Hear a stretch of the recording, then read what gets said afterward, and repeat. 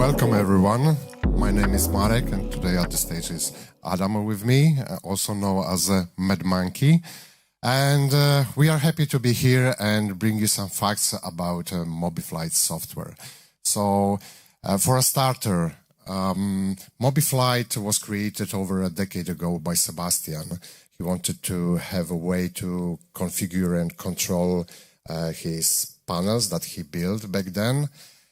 And in 2014, he decided to make it public as an open source software, so entire community could use it.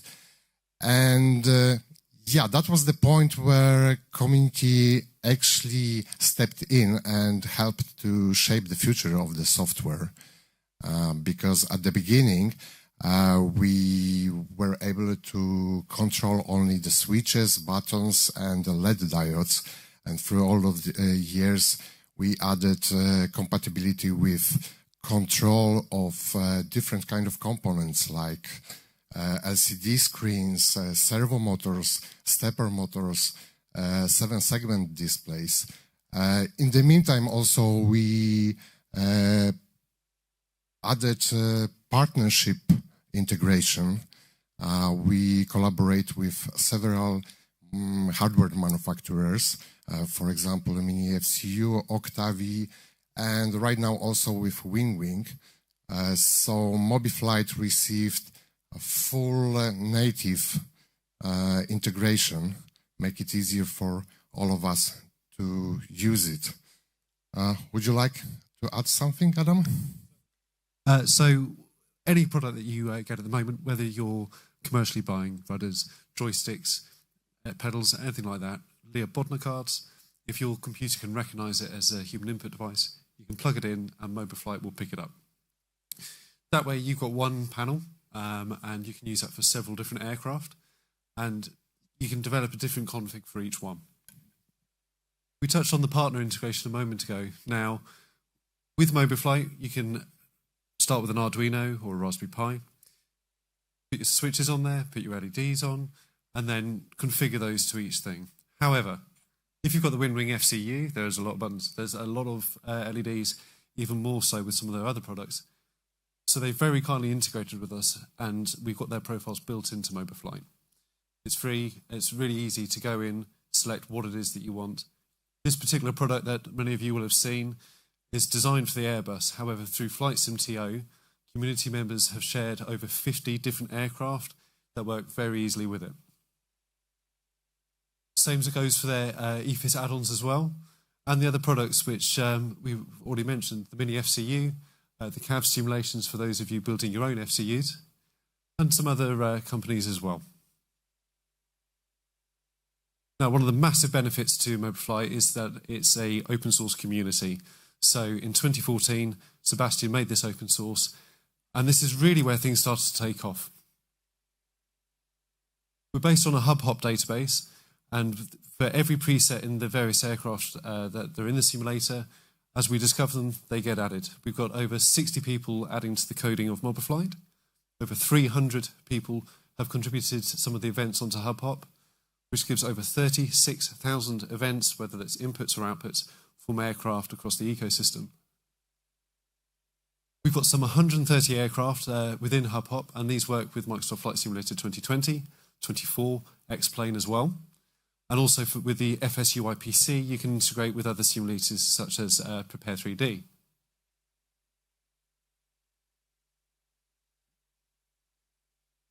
Can you move the next slide, please? There we go. We hit a milestone a couple of weeks ago of over 10,000 members within our community. It's an amazing community with several different disciplines. People come in from all walks of life at all ages, from the very young to the people enjoying retirement. And we all upskill each other. We share our projects, we share our ideas. So if someone knows how to 3D design, they'll give you some tips. Circuit boards, panels, switches, layouts. It's an amazing thing to be part of, it really is. We're going to have a look at some of the community projects now. Now, one of the great things to start with, a lot of people laugh when they see this. However, it's a really great place to start. When you first start with your simulation, you think, oh, this is great, but I've got to use the mouse. I don't want to use the mouse to integrate with everything. I want some switches. I want some buttons. And this is where it starts. If you see the matrix, this is the red pill. Once you started with this, you start to see the possibilities get more and more. So you can start with different layouts and decide, actually, that didn't work, but I'm going to try it again. Because you've done it on cardboard, it's not cost too much money. You can really do this on any budget, at any speed that you like. And then you can go to the other extreme. You can start making all of your hardware into real-life replicas. You're only limited by your imagination. The keen-eyed amongst you will see at the top right corner there a completely fictional radio and transponder system. I don't have space for a pedestal at home, but that's where I've shoved my little thing for VATSIM. You can put things wherever you want.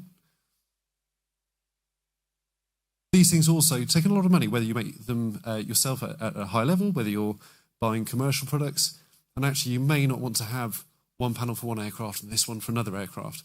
So this is where being able to add those integrations for the different aircraft really comes into its own, because your one panel can now control anything from a Cessna to the A380 and everything in between. For example, this is a small version here, really compact. We've just seen a full-size overhead. This is a miniature one that's proved to be quite popular.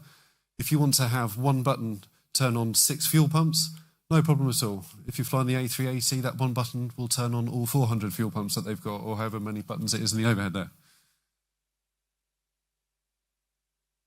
And then it's really down to your creativity how far you go. Some great commercial products that are coming in that we've seen this weekend at an unbeatable price points. However, you may want to kind of go your own way and do your own little things in your space, in your budget and time.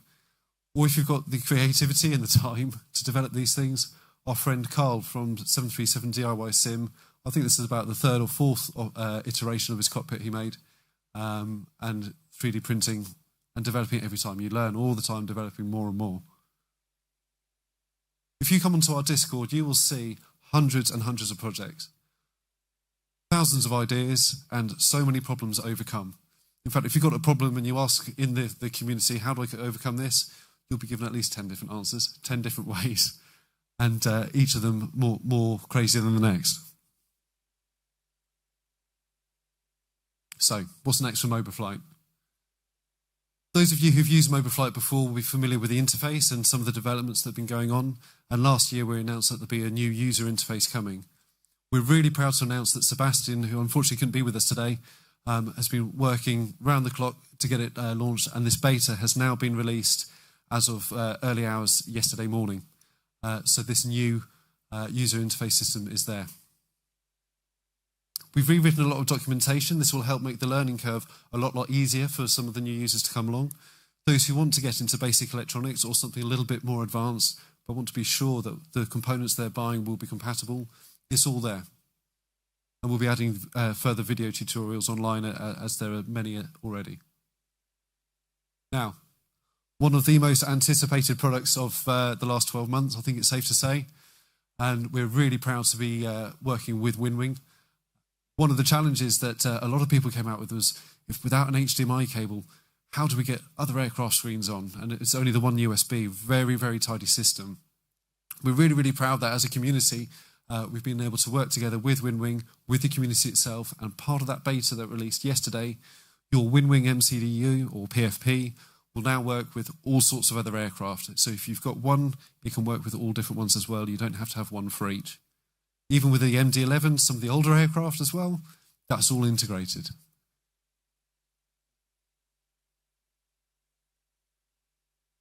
MobiFlight's more than just an open source software.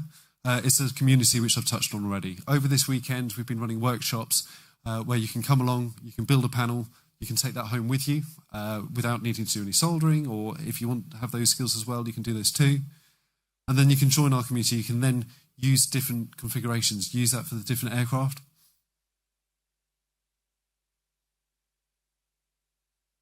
And they're running this afternoon. There's one at 1 o'clock and one at 3. Now, if there's any questions, we're just on the right-hand side as you come in. We'd love to take your questions there. And can I just say it's been an absolute honour to be able to speak to all of you today. Thank you so much for your listening and your time. Thank you very much.